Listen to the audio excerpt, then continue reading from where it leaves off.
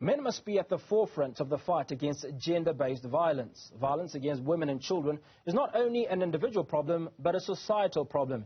Joining me now to talk about the Million Man Movement Initiative is Social Cohesion Advocate Vinolia Mabele.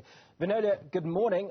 Not that it is a good morning. We've been reporting on a number of incidents in which men have mutilated or brutalized their partners only in recent months. This landscape is most unfortunate. Absolutely. I mean, that's why we had to prioritize these dialogues, because as the President said, gender-based violence is now a pandemic. Now, walk us through your initiative using art as a means of speaking to perpetrators or would-be perpetrators.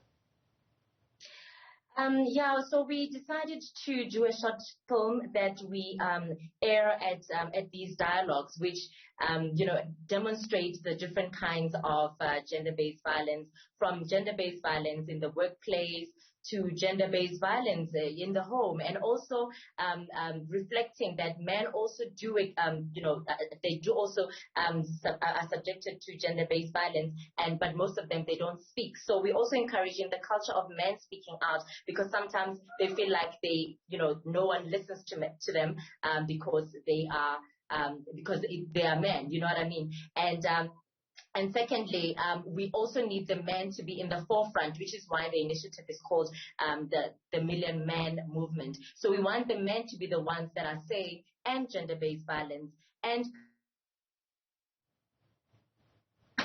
as women have been talking, we've been crying. However, the scourge just is continuing and it's not ending. So we need now the perpetrators to come on board and help us fight the scourge, because men have the tendency of not calling out their friends when such things happen. So we now need to bring the culture of speaking out and make it fashionable. The culture of saying, if your neighbor is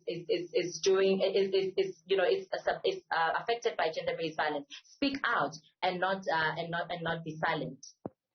Now, you're using stories to send out a particular message. How did you come up with these stories? Are these stories based on the stories that you've picked up from survivors of gender-based violence? Yes, absolutely. It's mostly, even now as we are having this march, we had a walk for gender-based violence this morning. We just arrived at the venue where the actual event is taking place. And another woman came and, she saw the march and she was like, you know what, I'm interested. What is happening here? Because I am in this situation in my home where my husband and I, when we met, we said we don't want our children to face the same things that we have been facing. However, they are now fighting every day and she needs help. So it's stories like that when we hear someone. So it's real life stories. It's not things that we just come up with as writers or filmmakers, but it's things that are actually happening, real life stories that are happening. Now, this event is happening in Quatro. Can you tell us why you chose this particular location? Quatro is very much, forgotten about. And I felt that we most of the time go to places where we have access to, to travel easily. But these small villages, that's where these actual events are taking place. There isn't a lot that is being reported about the cases that are happening, but there are a lot. And there's also a culture in rural areas where families don't believe in speaking out. They keep things within the family, especially if gender-based violence is perhaps happening within the family unit, within the family structure. Then they feel that, you can't be telling such things because and what will people say? What will the neighbors say? So they keep it within themselves. But we need to now encourage the people in the rural areas as well that it's okay to speak out. And it's not that there will be a stigma around it, because everyone knows that gender-based violence is happening and everyone knows where this is leading to. We have seen we've lost many people, we've lost many friends due to gender-based violence, and we can't continue allowing this to happen just because, even though we know that it's happening in our families, we can't continue to allow it to happen, knowing very well where it's going to end. We've lost a lot of girls, we've lost a lot of family members, and it's time to end it now. It stops here, it stops today.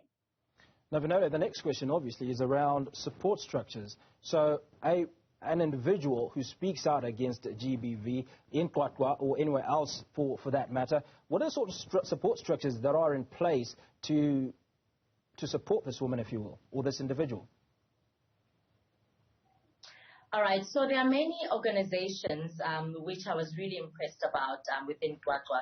So you've got the Youth in Action. We've got, even today in our midst, we also have Ahanang Men's Forum, which are providing support to the victims of gender-based violence, both men and women. And the municipality of Maluti Apopong are also here to support and to also guide on, the people, the community, as to the kind of support that is available within the municipality, that they can, the services that they can use. So there are a couple of offices around here and services and social work services that are available for the victims of gender-based violence that which they can use. So which is why now it's important for us to continue having these dialogues so that people are aware of the support structures that are around them and what the government is also doing for them.